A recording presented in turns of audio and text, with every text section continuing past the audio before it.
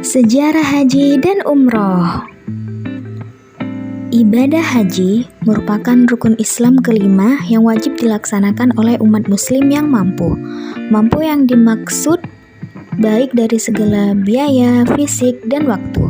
Menurut bahasa, haji berarti mengunjungi suatu tempat, sedangkan dalam Islam, haji dipahami sebagai mengunjungi Ka'bah dengan maksud beribadah kepada Allah pada waktu yang telah ditentukan dan dengan cara tertentu pula.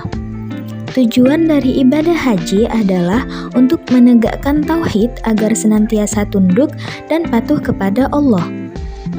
Ibadah haji terbilang istimewa karena hanya dapat dilaksanakan di tanah suci Mekah dan di waktu bulan Zulhijjah. Setiap tahun, jutaan umat muslim dari seluruh dunia datang ke Mekah dengan tujuan untuk beribadah haji. Lantas, bagaimana sejarah ibadah haji yang sekarang dilakukan umat Islam? Ibadah haji pertama kali diperintahkan oleh Allah kepada Nabi Ibrahim.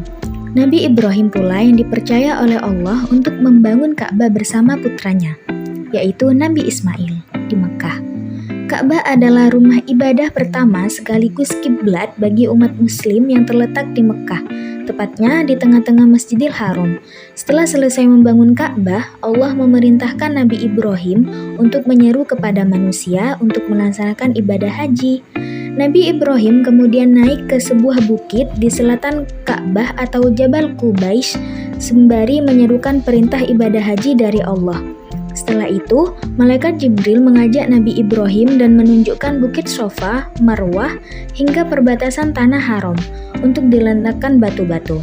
Sejak saat itu, Nabi Ibrahim melaksanakan ibadah haji sesuai tata cara yang diajarkan kepadanya setiap tahun hingga kematiannya. Ritual ibadah haji terus dilanjutkan oleh putranya, yaitu Nabi Ismail.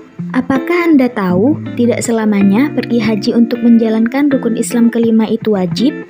Karena pada zamannya Kiai Haji Hasyim Asy'ari pernah mengeluarkan fatwa haram berangkat haji. Kiai Haji Hasyim Asy'ari mengeluarkan fatwa haram berangkat haji untuk menyikapi Belanda yang telah melakukan berbagai manuver politik menyusul agresi militer pada tahun 1947 dan 1949. Belanda mencoba memecah belah bangsa Indonesia dengan membentuk KRIS atau disebut Republik Indonesia Serikat. Untuk menarik simpati umat Islam, Belanda melakukan pemberangkatan haji terutama di wilayah Jawa Timur dan luar Jawa yang berhasil didudukinya kembali. Seiring dengan fatwa yang dikeluarkan Mbah Hasyim, pemerintah Indonesia menghentikan pelaksanaan haji. Sejak itu, umat Islam Indonesia tidak lagi berpikir soal haji. Mereka bahu-membahu bersama para pejuang lain bagaimana mempertahankan kemerdekaan. Pada tanggal 20-25 Desember tahun 1949, Badan Kongres Muslimin Indonesia menggelar kongres di Yogyakarta. Peserta yang hadir berasal dari 156 utusan organisasi Islam. Hasil kongres salah satunya adalah pendirian Yayasan Panitia Haji pada tahun 1951.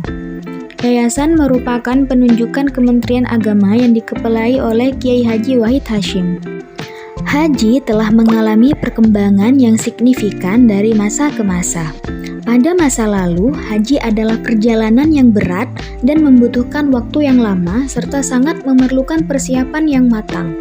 Namun, dengan berkembangnya teknologi dan globalisasi, perjalanan haji menjadi lebih mudah dan nyaman.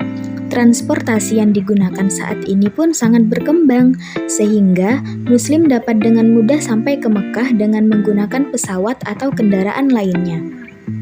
Selain itu, jasa perusahaan travel yang menyediakan paket haji dan umroh juga semakin banyak. Membuat persiapan haji juga menjadi lebih mudah. Namun, dengan meningkatnya jumlah jamaah haji setiap tahun menimbulkan beberapa masalah seperti kapasitas yang tidak mencukupi dan masalah kesehatan. Pemerintah Arab Saudi melakukan upaya untuk mengatasi masalah ini dengan meningkatkan kapasitas dan fasilitas yang ada serta meningkatkan sistem manajemen haji. Meskipun perkembangan haji berubah sepanjang masa, makna spiritual dari haji tetap sama, yaitu untuk menghormati Allah dan mengingatkan diri kita akan kebesarannya. Sejarah haji mengajarkan kita bahwa haji bukan hanya sekedar perjalanan fisik, tetapi juga perjalanan spiritual yang akan meninggalkan kesan yang abadi dalam diri kita. Terima kasih, semoga bermanfaat.